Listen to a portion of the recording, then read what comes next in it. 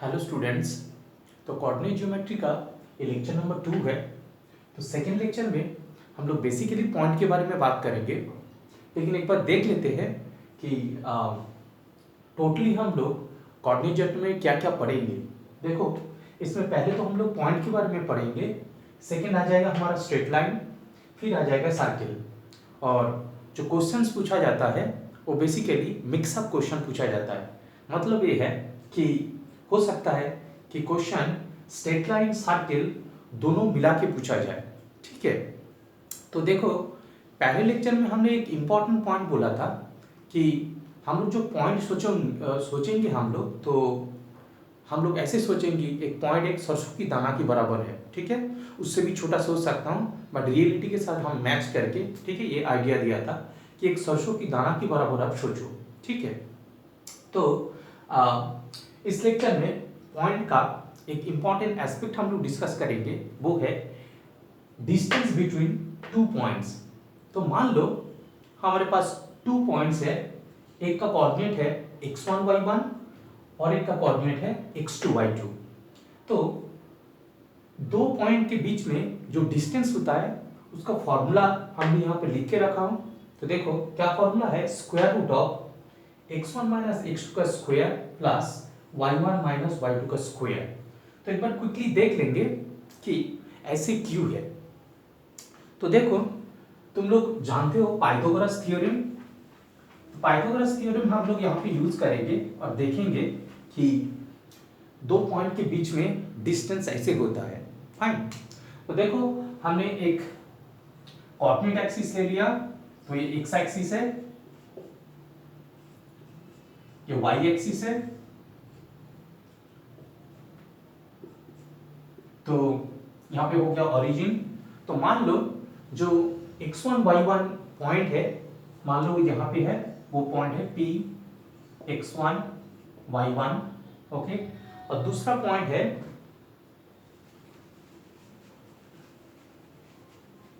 तो दूसरा पॉइंट मान लो वो पॉइंट Q है, उसका कोऑर्डिनेट है x2 y2।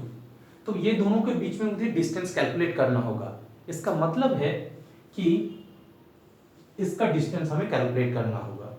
तो देखो, इसको कैलकुलेट करने के लिए हम लोग क्या कर सकता हूं कि P से एक परपेंडिकुलर ड्रॉ कर लिया, मान लेता हूं वो PM है। ठीक है, एक्सिस को थोड़ा सा बढ़ा लेता हूं, छोटा हो गया,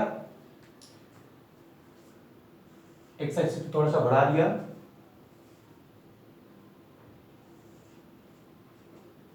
और Q से एक परपेंडिकुलर ड्रॉ कर लिया, वो है Q से मान लो M है। ओके, और एक परपेंडिकुलर ड्रॉ किया P से QM के ऊपर, मान लो इसको हमने ले लिया से R। ठीक है, तो देखो अभी हम लोग क्या बोल सकता हूं, ये जो ट्राइंगल है P Q R, ये जो ट्राइंगल बना, तो एक राइट एंगल ट्राइंगल हो गया। तो इस राइट एंगल ट्राइंगल में हम लोग पाइथागोरस थ्योरम यूज कर सकता हूं और बोल सकता हूं कि P Q square equal to P R square plus R Q square. लेकिन देखो, हम पी आर को ऑब्जर्व करें, P R, this P R is nothing but M N. ठीक है, इसके बराबर है। लेकिन हम ओ एन को सोचे, देखो क्या क्या लिख सकता हूं हम लोग कि पी क्यू स्क्वायर, ये जो डिस्टेंस है, ये P R square plus R Q square हो गया। फाइन, लेकिन ये P R square will be nothing but M N square. तो ये हो गया हमारा M N square. And R Q को देखो कैसे लिख सकता हूं, आर क्यू को लिख सकता हूं N Q minus N R. तो इसको लिख सकता हूं N Q minus N R, इसका होल स्क्वायर। और एम एन को कैसे लिख सकता हूं फिर से, O N minus O N.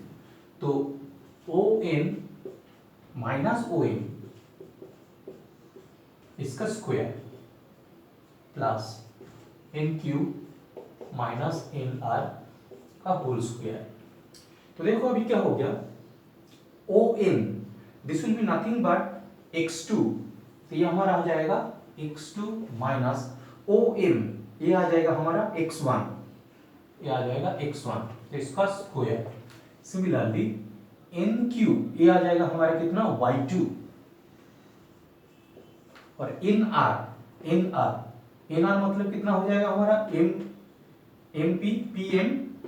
तो इसका मतलब ये आ जाएगा हमारा y1, तो ये आ जाएगा y1 स्क्वायर। और देखो PQ स्क्वायर इतना आ गया, तो PQ कैलकुलेट करो तो यहाँ पे स्क्वायर रूट आ जाएगा और हमें ये रिजल्ट मिल जाएगा। इसका मतलब मैं लिख सकता हूँ कि PQ will be equal to, so PQ जो डिस्टेंस है that will be equal to square root of x2 minus x1 square plus y2 minus y1 square। अभी ऑब्जर्व करो, ओके, डिस्टेंस है इसलिए बस पॉजिटिव लिया, और x2 माइनस x1 का स्क्वायर है, और यहाँ पे देखो x1 माइनस x2 का स्क्वायर हमने लिखा, फाइन। तो यहाँ पे स्क्वायर है तो हमने इसको x1 माइनस x2 या x2 माइनस x1 कुछ भी लिख सकता हूँ, कुछ फर्क नहीं पड़ेगा। अच्छा, क्वेश्चन होगा कि इस आइडिया से किस टाइप का क्वेश्चन पूछ सकते हैं, ठीक है। तो देखो ये डिस्टेंस का अंडरस्टैंडिंग से क्वेश्चन ऐसे पूछ सकते हैं कि मान लो हमारे पास 3 पॉइंट्स है, ठीक है, तो 3 पॉइंट है, मान लो 3 पॉइंट है, ओके, 3 पॉइंट गिवन है, तो 3 पॉइंट से क्या बन सकता है, एक ट्रायंगल बन सकता है, ओके। तो क्वेश्चन ये पूछ सकते हैं कि अच्छा 3 पॉइंट्स गिवन है, तुम उसको प्रूव करो कि ये इक्विलैटरल ट्रायंगल है या आइसोस्केल ट्रायंगल है या राइट एंगल ट्रायंगल है, ठीक है, इस टाइप का क्वेश्चन पूछ सकते हैं। तो उसमें क्या होगा, हम लोग डिस्टेंस कैलकुलेट करके, ओके, और ट्रायंगल का जो प्रॉपर्टी है वो यूज करके, ओके, उस टाइप का क्वेश्चन करेंगे। या मान लो कि 4 पॉइंट गिवन है, ओके, 4 पॉइंट ऐसे गिवन है, तो 4 पॉइंट से क्या बनेगा, ओके, एक, ओके, क्वाड्रिलेटरल बनेगा, ओके। तो वो हो सकता है कि वो पैरेललोग्राम हो या रेक्टेंगल हो या वो स्क्वायर हो या रोम्बस हो, ठीक है ना। तो हो सकता है कि ऐसे क्वेश्चन दे, फाइन। तो इस टाइप के क्वेश्चन अभी डिस्कस करेंगे, इसको ऑब्जर्व करो। देखो क्या क्वेश्चन पूछा है,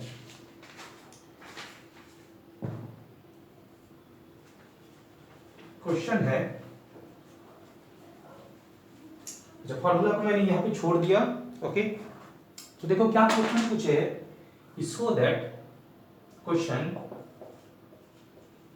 so that the points -5, -2, 3, -1, -3, -2, 1, -5 form a rectangle, okay. तो देखो यहाँ पे 4 पॉइंट्स गिवन है, ठीक है, 4 पॉइंट्स दे दिया और ये पूछा कि ये रेक्टेंगल बनेगा कि नहीं, ठीक है। तो देखो हमने फ्रीली ये 4 पॉइंट को कोऑर्डिनेट एक्सिस में, ओके, पुट कर देंगे। सो सपोज, ओके, हमने मान लिया कि late A be this coordinate -5, -2, B be this coordinate 3, -1, C be -3, -2 and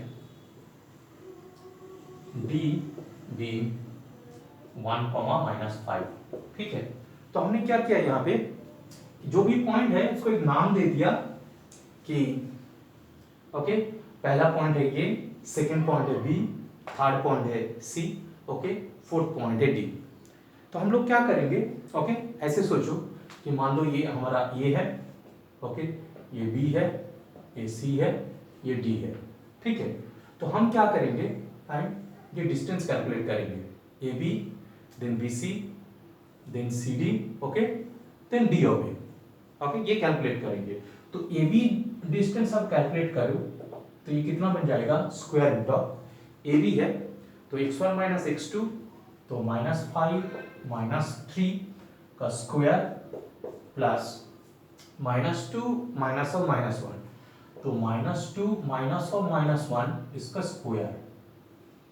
तो देखो इसको कैलकुलेट करें तो हमारा आ जाएगा 5 3 8 64 प्लस 8 स्क्वायर, यहाँ पे आ जाएगा -2 माइनस माइनस प्लस 1 तो इसका मतलब -1 का स्क्वायर 1 तो ये आ जाएगा हमारा square root of 65। BC calculate करें तो हमारा कितना आ जाएगा, BC कैलकुलेट करें BC तो x1 माइनस x2 तो मतलब स्क्वायर रूट ऑफ 3 माइनस -3 का square, then x1 minus x2 then y1 minus y2 -1 -2 का स्क्वायर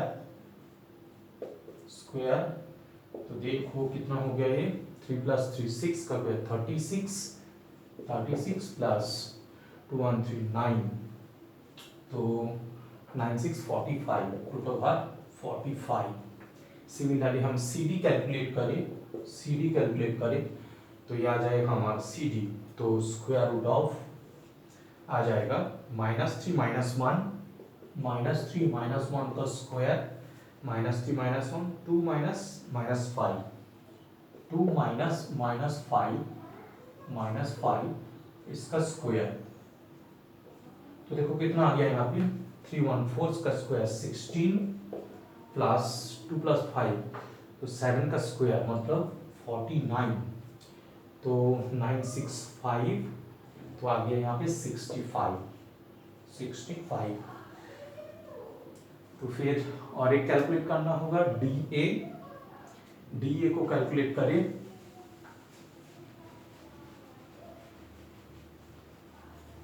DA को हम लोग कैलकुलेट करते हैं तो DA हमारा बन जाएगा DA तो DA x1 माइनस x2 तो square root of 1 minus of 5 इसका स्क्वायर प्लस DA तो y1 माइनस y2 -5 माइनस और -2 इसका स्क्वायर तो देखो कितना आ गया तो 1 + 5 6 का स्क्वायर 36 प्लस 5 माइनस +2 तो +2 मतलब -3 3 का स्क्वायर 9 तो ये आ गया देखो हो गया हमारा स्क्वायर रूट ऑफ 45 है। तो देखो क्या मिल गया हमें AB का वैल्यू AB का आ गया रूट ऑफ 65 DC का देखो कितना आ गया ओके CD का भी आ गया रूट ऑफ 65 दोनों सेम आ गया। तो व्हाट वी ऑब्जर्व अच्छा यहाँ पे एक बार पॉइंट लिख लेता हूँ तो इसको साफ करना होगा। ये आ गया था हमारा -5 -2 B का आ गया 3, -1 3, -1 C का आ गया -3, -2 D का आ गया 1, -5 1, -5 ठीक। So see what we have observed that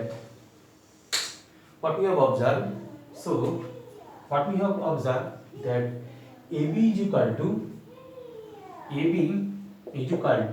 CD okay ये दोनों का डिस्टेंस सेम है AB distance is equal to DC distance right दोनों सेम है एंड दिस BC का देखो वैल्यू कितना आ गया था BC is equal to square root of 45 AD का कितना आ गया था AD का DA का वो भी आ गया था रूट ओवर 45 तो दोनों सेम है उसका मतलब BC is equal to DA okay.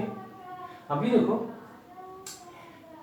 AB is equal to CD BC is equal to DA ये तो बराबर हो गया लेकिन यहाँ से हम लोग ओके ये नहीं बता सकता हूँ कि ये रेक्टेंगल है फाइन तो हो सकता है ओके कि ये रेक्टेंगल नहीं है तो ऐसे भी होगा ओके ऐसे भी होगा ये दो सेम है ये दो सेम है ठीक है। तो यहाँ पे मेन पॉइंट होगा कि ये जो एंगल है ये 90 डिग्री हम दिखाए फाइन तो देखो ये एंगल 90 डिग्री दिखा के हम इसको प्रूव कर सकते हैं रेक्टेंगल है, फाइन।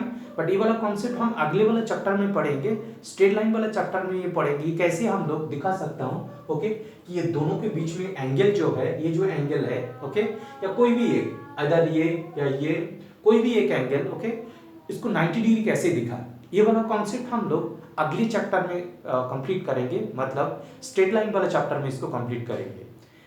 अभी तक यहाँ पे हम लोग क्या कर सकता हूँ, instead of showing that okay this angle is 90 degree, ठीक है, तो 90 डिग्री ये ना प्रूव करके हम क्या प्रूव करेंगे, देखो देखो एक पैरेललोग्राम होता तो इसका जो डायगोनल्स है ये डिफरेंट होगा, ठीक है, ओके, लेकिन ये जब 90 डिग्री बन गया, ये जब 90 डिग्री बन गया तब क्या होगा, ये दोनों सेम हो जाएगा। तो इसका मतलब हम आगे ये प्रूव करेंगे कि ये जो क्वाड्रिलेटरल है इसका ओके जो जो दो डायगोनल है वो सेम है, ये हम प्रूव करेंगे। इसका मतलब हम फिर से कैलकुलेट करेंगे, now will calculate that diagonal AC जो डायगोनल है ओके वो कितना हो जाएगा, square root of okay -5 minus और -3, -5 माइनस और -3 इसका स्क्वायर प्लस -2 माइनस और 2 का स्क्वायर, इसका मतलब ये आ गया square root of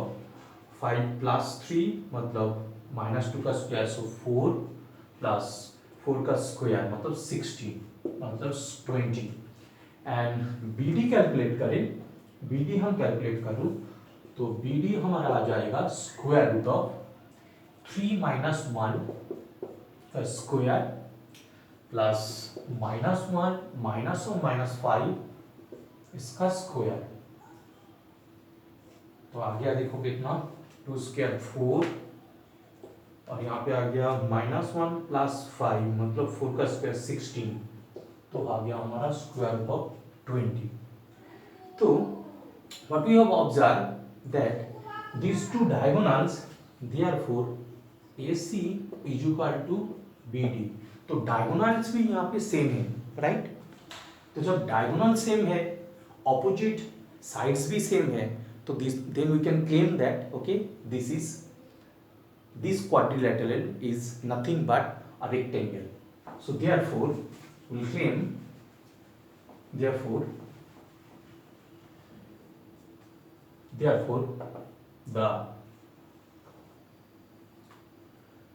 the given points form a rectangle, okay.